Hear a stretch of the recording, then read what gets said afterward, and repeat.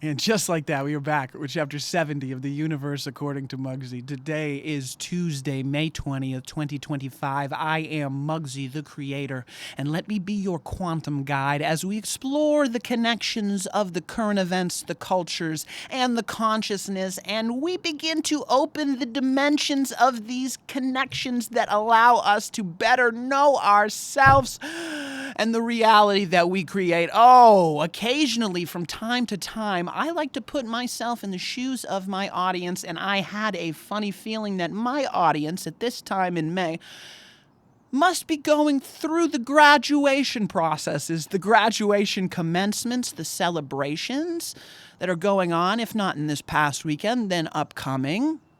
And these are interesting to me. I am incredibly lucky. I am so incredibly lucky to magnetize my own being so that I pulled my own friends from across the country into town for a graduation celebration. And that allowed me to explore one of my favorite cities on earth, Boston, Massachusetts, another time, with some friends that I have truly walked around this city with, maybe more than any other friends, which is crazy because they're from the other side of the country. But I've given these tours so many times now that each time I give the tour, it reveals another aspect of the city that I hadn't truly gotten to know yet myself. And that is why I am always reminded that I know nothing. It is such a pleasure to have celebrated my friend's graduation in Boston this weekend, even though the graduation ceremony itself, I think, is somewhat of a fraud and a hollow vessel of what it is meant to represent. The essence of that graduation, that commencement ceremony, is supposed to be opening up new aspects and new dimensions of ourselves. But if we are graduating from a university that directed our course of study instead of following our own intuition and our own connections quantumly with this universe that have different dimensions that are meant for us to explore on our own path, and what we may be doing in that celebration, that cap that we toss into the air, the square on top of the circle, would be celebrating matter over spirit. Now, what I have to do is I have to flip the essence of that on its head as we explore my favorite city in the world with my fucking best friends in all of the world. It was so fun. I am so grateful they got to come into town and really explore Boston. But every time they come into town, Boston feels a little less like Boston. It feels like Boston, kind of a bomb went off at some point in the 50s and 60s, and whatever was happening, whatever snapshot, was the culture that was created. And all we've been trying to do from that 50s, 60s, and 70s era is recapture that, package it, and sell it to whoever else wants to come into town. Because as I explained to my friends, my God, I'm 35 years old. I grew up on the North Shore of Boston, and at one point I had many, many friends that lived in town. Certainly during the college era, undergraduate days, it would make sense. 1% of the world goes to undergraduate school in Massachusetts. That's a crazy statistic. So, of course, at that age, I have many friends in town. And as I got older, I would have some friends in town. The older we get, the more friends moved. And after COVID, it's just kind of like, why would you ever really want to be there? It is a hollow shell of what it was meant to be, this bustling city of connectedness, people moving back and forth. You wanted to be inside of that heartbeat because you understood that environment made you a different product, different from New York, different from Cleveland, different from Los Angeles, Portland, even Rhode Island, Providence. Being from Boston was somewhat different. A blue-collar town that people like to wrap up in this facade of what they call racism, institutional racism, which keeps getting preached and pushed down my throat, not only from what is taught inside of those very institutions that we hold in such high regard, but also from the mayor of the city that I loved, Michelle Wu, in her own private, personal gatherings with people who are not of a certain class. God damn it. Why does she hate white people so much? It is absolutely crazy how much she hates white heterosexual men. That is truly the feeling of oppression that I feel when I walk around the streets of Boston. Even though there were so many fun things to explore, even aspects that I hadn't noticed about places I've been so many times, like the Comedy Studio in Harvard Square. I remember when it used to be above this Chinese kitchen. It had such this distinct energy. There was a Chinese food restaurant on the first floor. There was a bar on the second floor, and there was this tiny room on the third floor where they did stand-up comedy and magic. It was this weird little room.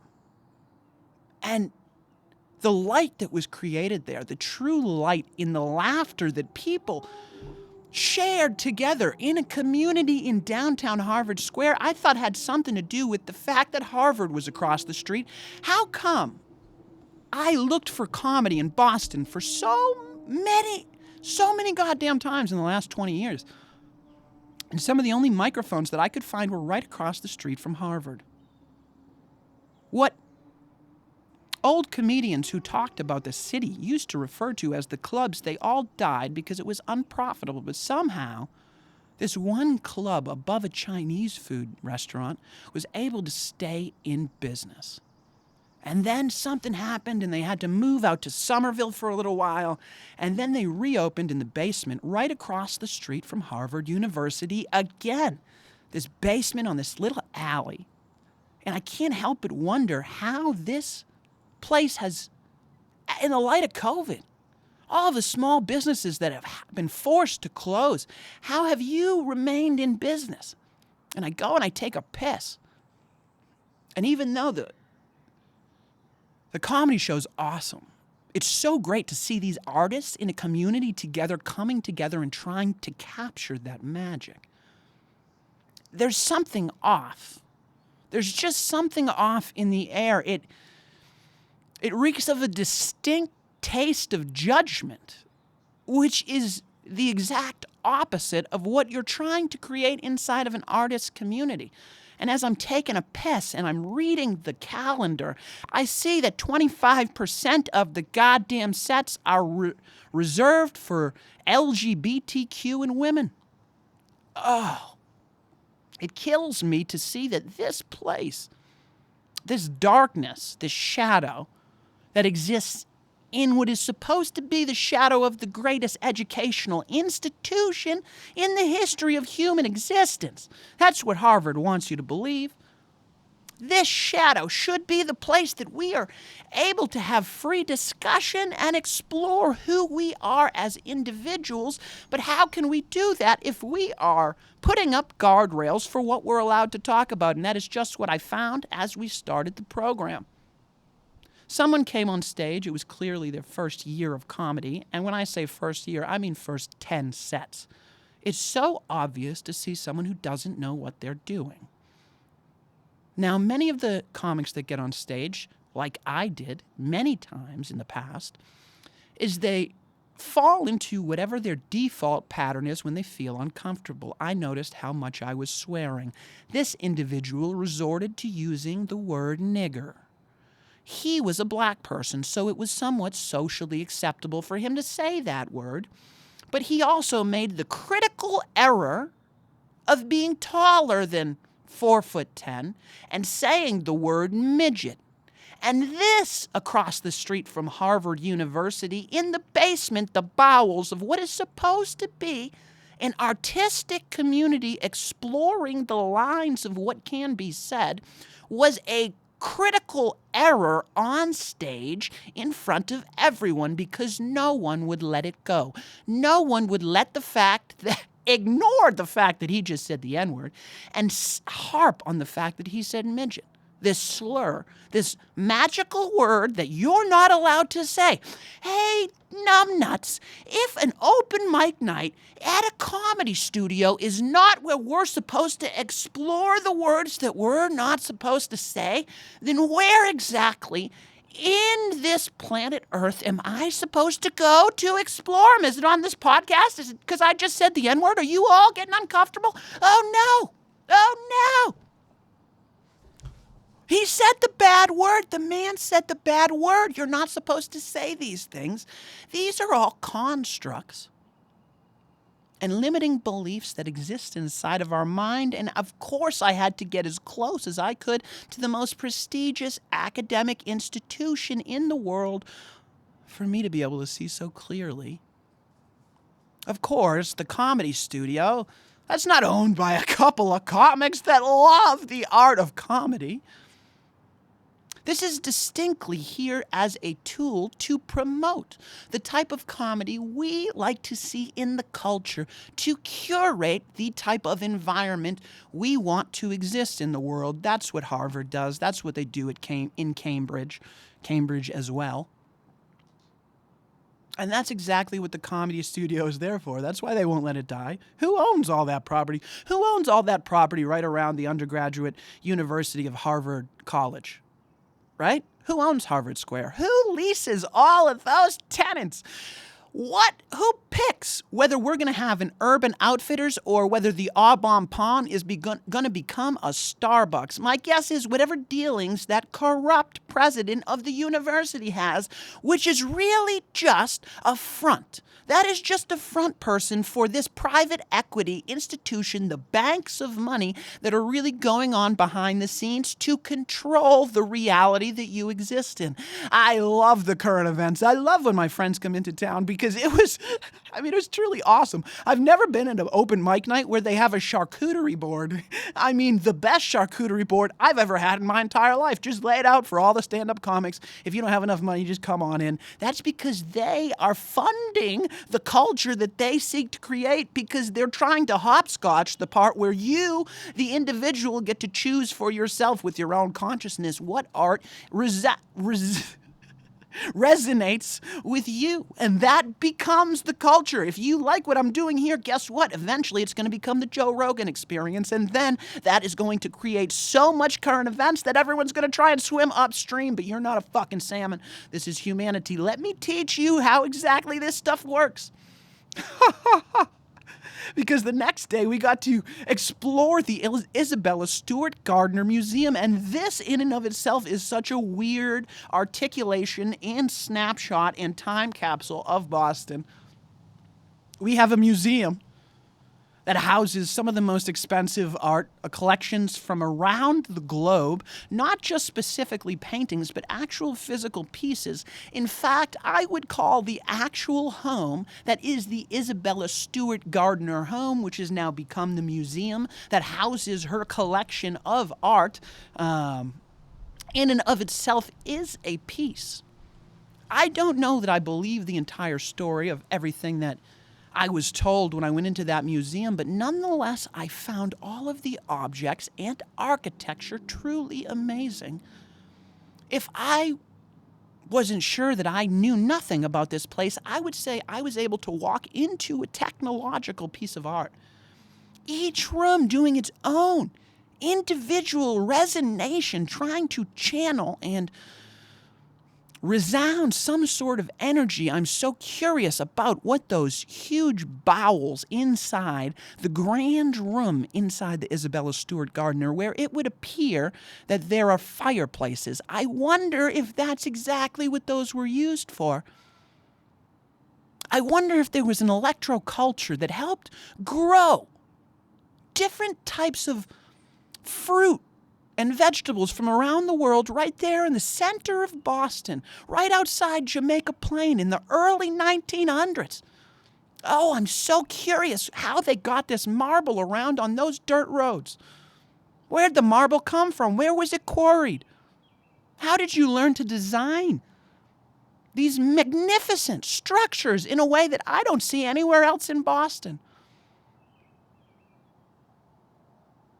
And why did you leave this place completely and totally unguarded and allow someone to come in and rob this place in the middle of the night?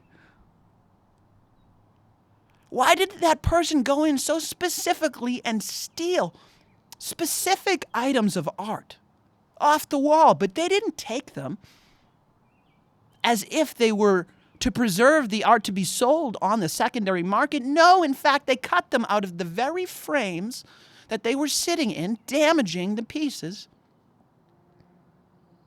And then on top of that, Most curators would take these down, but instead they were left up as a time capsule, almost as if there's something to be uncovered. Like the curator of that museum knew that those pieces were taken for a reason, and that's a part of a puzzle that has yet to be put together.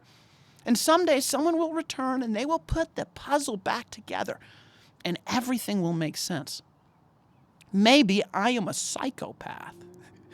Maybe I truly don't know how to enjoy art. Or maybe there is more going on than meets the eye. Maybe there's always more to the reality than what we truly want to believe. Which is really what was going on in Boston must be what you guys are seeing all around the country, right? Graduation ceremonies, like as we've talked about. But as I cross the park, Boston Common, so few people walking dogs do I see, and so many people with maps and appear to be lost, or students that know exactly where they're going, but they're not from town. Who are the locals? That really does seem to be what keeps being uncovered to me in Boston, as there was some sort of cultural revolution that happened in the 50s, 60s, and 70s, a bomb that went off that we are trying to capture and sell and market, which we're doing an amazing job of doing, as the environment that makes us who we are. But we, the true Bostonians, know that that city is so far gone. It almost feels dishonest, showing you the skeletal remains of what once was. These streets, the trolley cars that I'm bringing you around and showing you the different parts of town on, used to be packed with blue-collar workers that were moving from one side of the city to the other, trying to get back and forth from their job to put food on the table for their children. But that property, all of the real estate in Boston, has increased in value so much that all of those middle-class families have been forced out.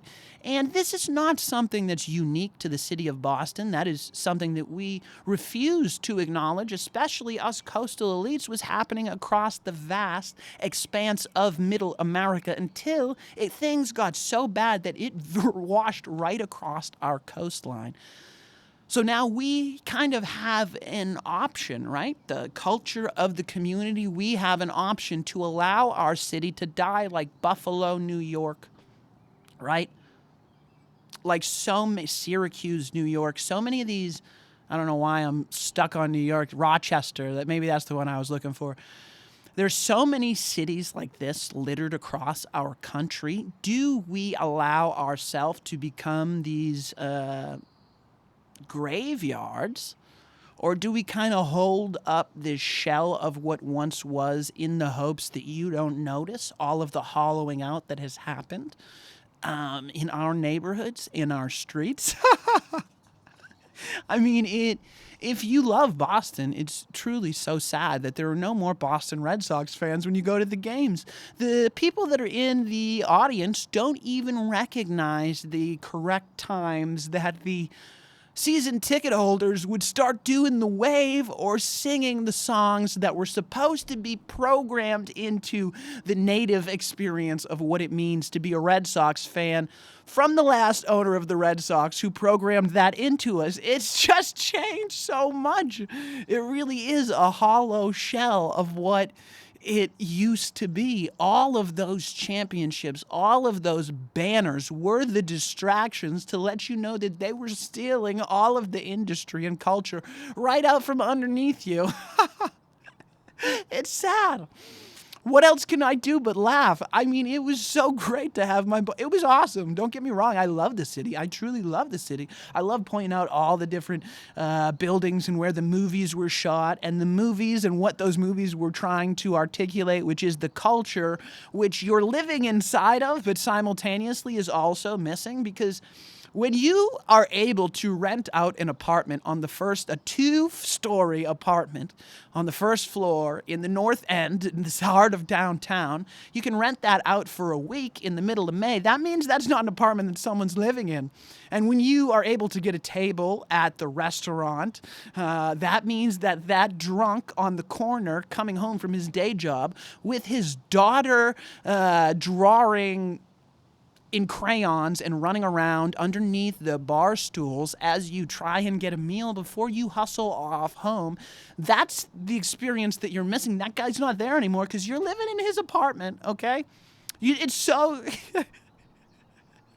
It's so weird being a product of gentrification, but also selling the gentrification that you're also like looking to buy. I'm such a paradox even of my own existence. It's so interesting. It's so interesting. I don't know why you guys don't watch more of me talk. It's so weird. But that is what Boston has become. And my guess is that is how a lot of people from San Francisco and Los Angeles and New York City and Cleveland and Chicago feel across this country. The native ones that aren't well off enough to be able to pick up and choose where they live for a couple of years. And then when that city goes to shit, pick up and move again. We do live in a rare time where there has been more flexibility in living situations for much of this country, more flexibility for a certain percentage of the class of this country, which is what many of us don't seem to realize, is that we are painted onto the walls of these cities, so as they go to shit, so do we. It is our lives. I cannot describe what it's like to be in the middle of a celebration after 86 years of an entire city wanting something, truly wanting something. A championship for the Boston Red Sox. The elation that the city went through was a formative experience. I felt bad for every other sports fan because you could never have anything like it. You don't know what it's like to have that gap, that distance between something. And when I finally got, at 14, what my grandparents had been waiting decades for, I did feel happy, but not that happy, right? It was sweet. And then we went on to have like 2 decades of success. It was amazing. It was truly life-changing. But it also changed my life because it revealed to see that, oh, you all have to go through this. Until my friends win 20 years of championships, they're never going to see that championships are just a distraction from real life. And I'm always going to be chasing that high of truly understanding what it's like to be getting people on the same page, rowing in the same direction, working hard for something that it takes a long time to achieve. I now believe that all of sports is influenced, to put it lightly. So by some happenstance, we would have got that championship in one way, shape, or form eventually.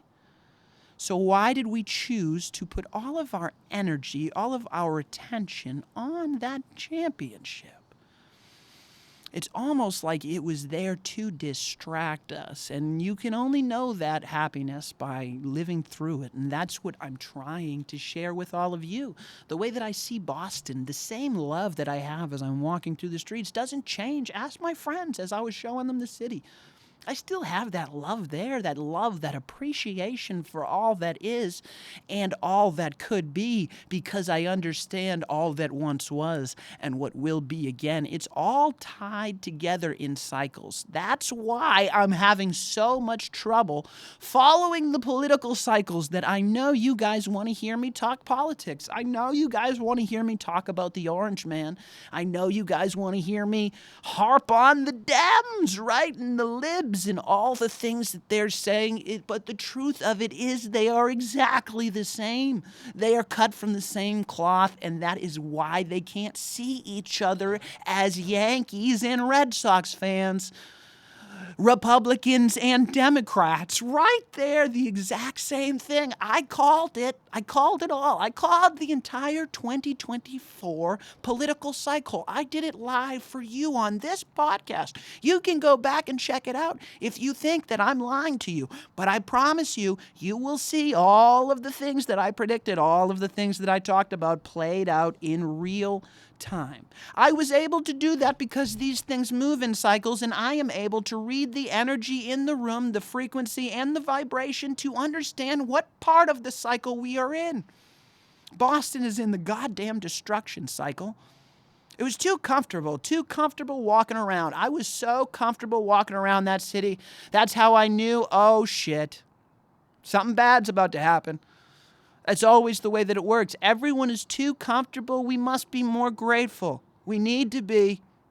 We must get uncomfortable. That's what Boston used to be, the uncomfort. The uncomfort I feel when I go home at night to rest my head, that is Boston. That is the pressure that creates the diamond, that forces the growth. That pressure doesn't exist in the city anymore because everybody down there is carefree. La-di-da!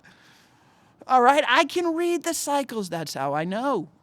That's how I know. So for me to now tie my entire existence going back down this rabbit hole, at 75 days in, I started saying Tulsi. Remember Tulsi, all the things she was saying? Why is she not saying the same things anymore? Remember Kash Patel? Remember Kash Patel was saying, oh, yeah, there's no way Epstein killed himself. Well, now he's saying Epstein killed himself. They just changed their tune. It's like whoever is in that position starts speaking that frequency. That's why I know I never want to be in that position. These are my friends, all right? All of these people are my friends. I don't hate them now because they're saying something different. Tulsi, Cash, Donald Trump for that matter, the whole of the democracy, the Democratic Party for what it is. I don't hate these people. They're human. If I was in that position, if I was sitting in that spot, guess what? I'd be saying that thing, which is why I take my energy and I choose to not sit in that spot. I sit in a beautiful park and I enjoy everything that's going on around here, and I try and interpret this reality for you so you can choose very carefully what you put your attention and your energy on. It is crazy. Doing this podcast, it makes you realize so much of what's going on in the world because you're forced to talk about things. You're forced to have these discussions. You're forced to notice things.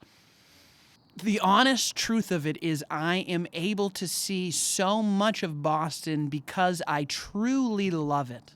I truly love the city, which is why it opens itself up to me and it reveals itself, which is why I share that so that people can make the best decisions that they need to for their own reality.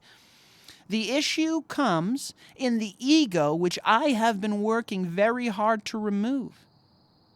The ego is when I see the patterns and I see the tides changing, as you will if you get good at this. And you want to warn other people that aren't in your direct current. What's about to happen? The tides are about to change. Look, maybe there are people that want to listen to you for a reason because you've been able to cultivate an audience, and maybe there are people that find value in you predicting those changing tides. But most people are on their own journey. They are meant to follow those tides, and they are meant to be drawn into those rocks. It is only the ego in oneself that is trying to change the outer world with anything other than their electromagnetic current that comes from your thoughts, which are electric, and your emotions, which are magnetic, which is always just how I'm trying to reorient and reset myself, paying attention to the now of what Boston is and appreciating it for all that it is in this moment. Because the truth is, everything is changing, right? How many times am I going to say the truth is on this podcast? The truth is the only constant is change. Boston's never been the city that I thought it was. It's never the city that my parents told me it was. It's never been the city that the rest of the country has painted it out to be. It is this own unique changing thing just like we are. And when you learn to recognize the patterns, then you get to make the decisions on your own. But it doesn't get easier.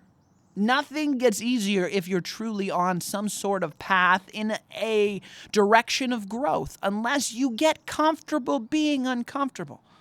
Because two shitty decisions are still two shitty decisions.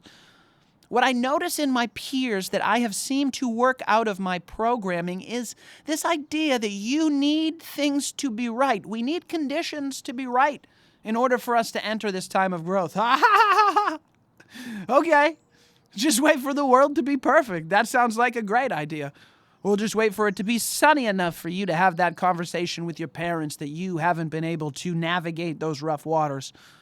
Or maybe it'll be just rainy enough for you to march into your boss's office and demand the raise you know you deserve because the cost of living has just gone up so goddamn much and all your company does is brag about their profits.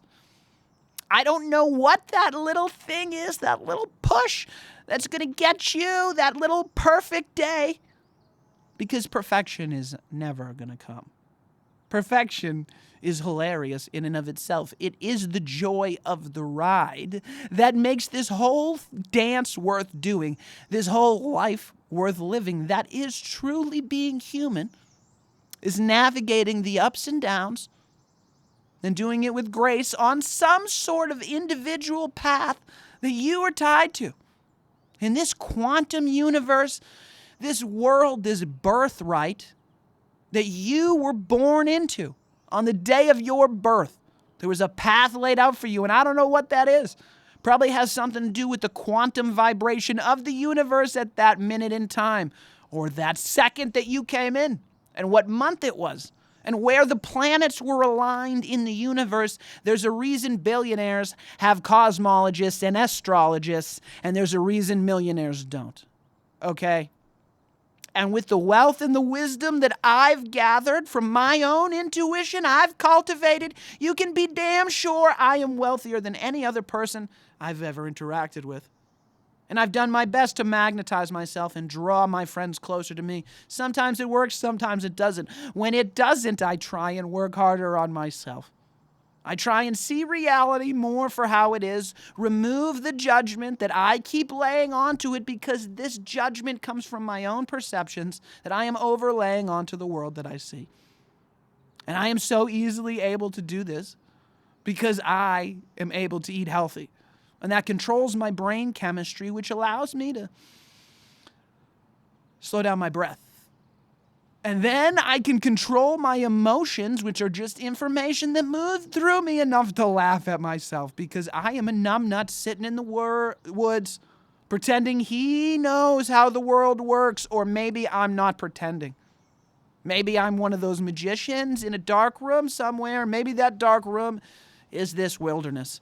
Maybe it's the dark room you're watching me in. Maybe it's the dark room you're listening to me from. Who the hell really knows? I am just the quantum guide to try and explain this entanglement through you as you navigate your own reality, which is the only thing you have control over. Your own consciousness, the decision that you make, which each of them collectively form this culture that we have, that we move this world through, that produces the current events that play out before you, in front of your goddamn eyes. That is the hologram that we're living in, the three-dimensional hologram of space-time. I would love to spend some more time talking about it with you, but why don't you go back and tune into the first 69 chapters of the universe according to Mugsy. All right, MugsyTheCreator.com. If you want to get in contact, if you hate me, if you have a question, if you would like to prescribe some chemical pills to me that you think I should take, you can do all that and more at MugsyTheCreator.com. Take back your consciousness. I love you. I'm out.